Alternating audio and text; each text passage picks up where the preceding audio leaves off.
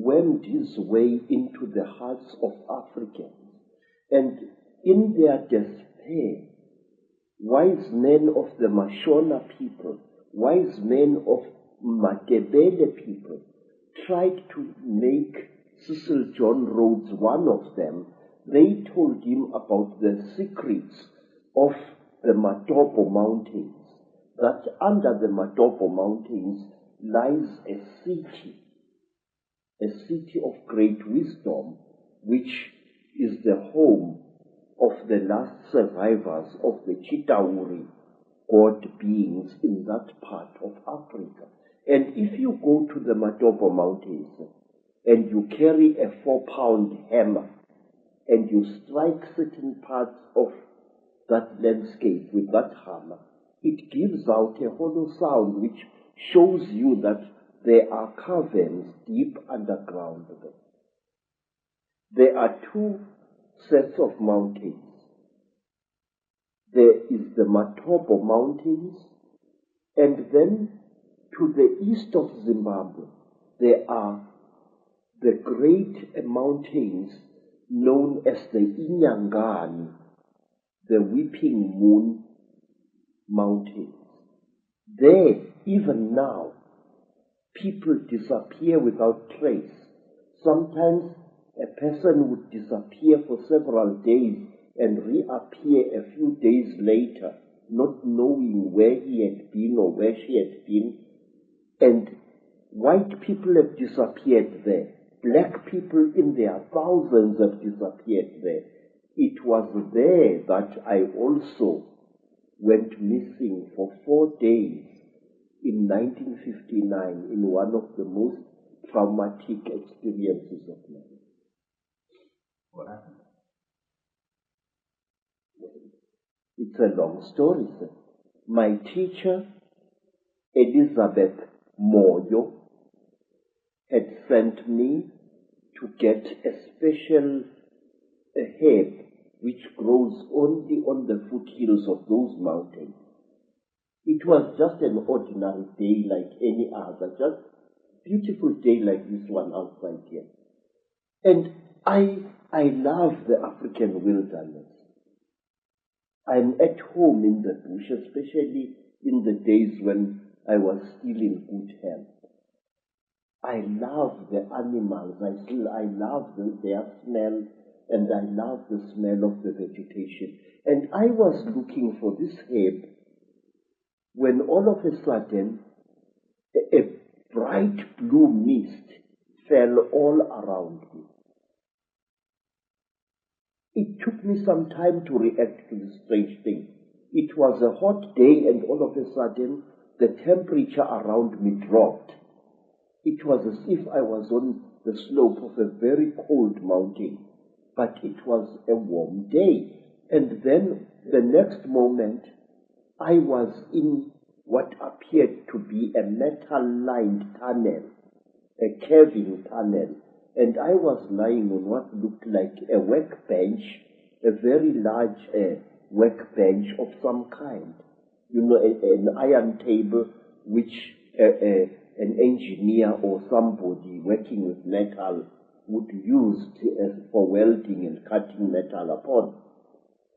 But this workbench was very brightly polished.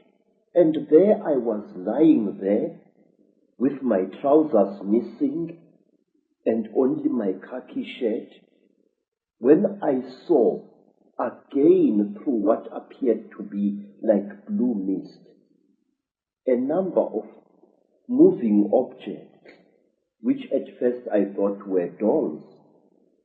And these objects were moving towards me. I noticed with mild surprise that they were very thin, short, human-like creatures with very, very large melon-shaped heads. The creatures had no noses, as human beings have. They had only small little holes on either side of where the nose would be, and their mouths were like knife cuts at the bottom of their faces. And these creatures were coming towards me. In color, they were gray like certain types of fish, and they wore silvery gray garments which reached up to their necks and up to their wrists. I couldn't see whether they were wearing boots or not at that time. And while I was looking at these creatures, I suddenly was aware that something was above me, standing there, and I looked up straight into the face of one of them, a much taller one than the others. And this creature was wearing a garment like a tight-fitting overall without any buttons or anything, which reached up to its neck, but its wrists were bare. I noticed that the creature had very long fingers.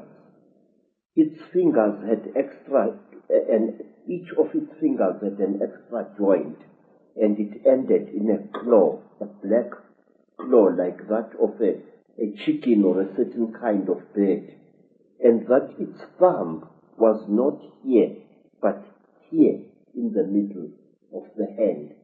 And this thing was standing above my head and looking down at me, and I was looking at its eyes, which were very strange indeed.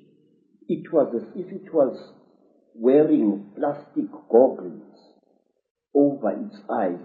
I could see its eyes inside these tinted goggles, and it had holes on either side here, but it had no nose as I have.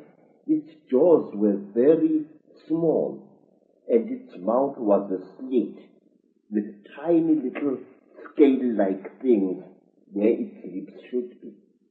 And the creature carried a horrible smell on it. I can't describe that smell. It was a metallic, chemical smell which seemed to combine the smell you would smell when somebody is burning brass or copper, and a very ugly chemical smell, these two smells combined. And this creature was looking down at me.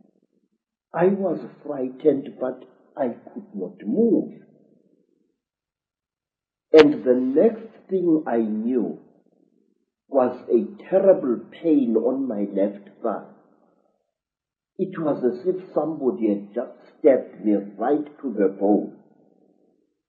I screamed and I tried to jump away, but my body was inactive. I could not move. I was not tied to any chain. I was not chained to the top of this table. There was no belt tying me, but I could not move my body. And when I looked down at what was happening, I found that one of the shorter creatures had driven something very painful into my left thigh. And then, while I watched, horrified, the creature pulled out this thing, and I saw that it was like a pencil made of shining metal with what appeared to be a flexible cable at the back. And before I could do anything, my head was seized by the creature above me. It caught me on either side of the head like this. And then a third creature drove something into my right nostril here. It was as if I had been shot. The pain was so terrible that I screamed and screamed. Blood filled my mouth. Blood spurted out of the nostril, and the creature did not seem to care. I was I was stupefied. The pain was so intense, so terrible. And then, quietly, brutally, the creature pulled out the thing that it had stabbed me in the nose with, and blood flowed into my mouth, out of my nostril, and I was choking. And then the big creature coldly turned my head this way, so that blood came out of the mouth, and which gave me some kind of relief. And after what seemed like an eternity of pain, the creature brought something out of somewhere, which looked like an old-fashioned tea strainer in appearance, and it put this thing close to my nose. And then I seemed to drift away, and the pain subsided. You know, sir, it was torture so intense that even now I can't describe it. And then something else happened. A fourth creature started rummaging between my legs, and it pulled out my organ of manhood and stuck something into that. It was very strange, but I wasn't feeling any pain now. But I could feel the flexible cable moving inside me, right into my body. And then, I can't describe it. It was as if my seed was being sucked out by this small, bright, flexible cable. And then the creature just pulled it out. I screamed and I cried and I screamed, but I could not move. And then something happened which to this day still amazes me. After the creature had pulled out the flexible cable from my organ, the creature just stood there looking at my organ.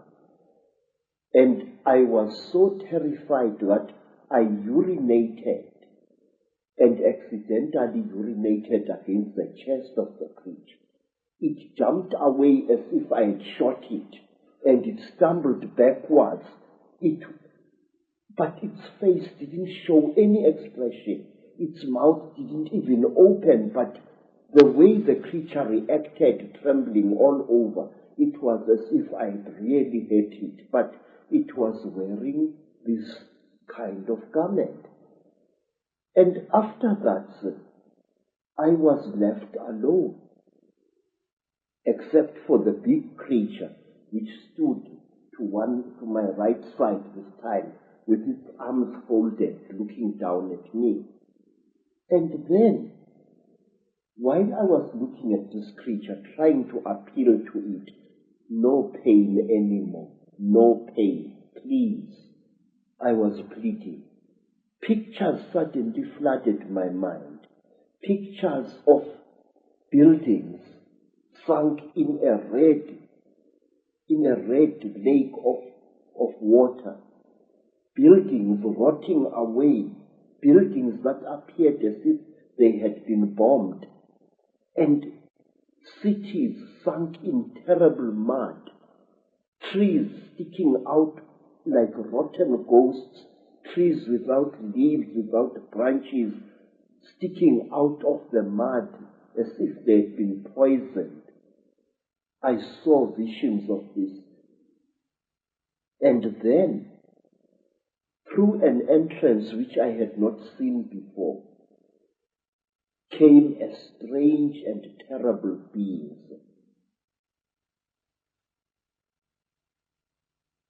It was exactly like this.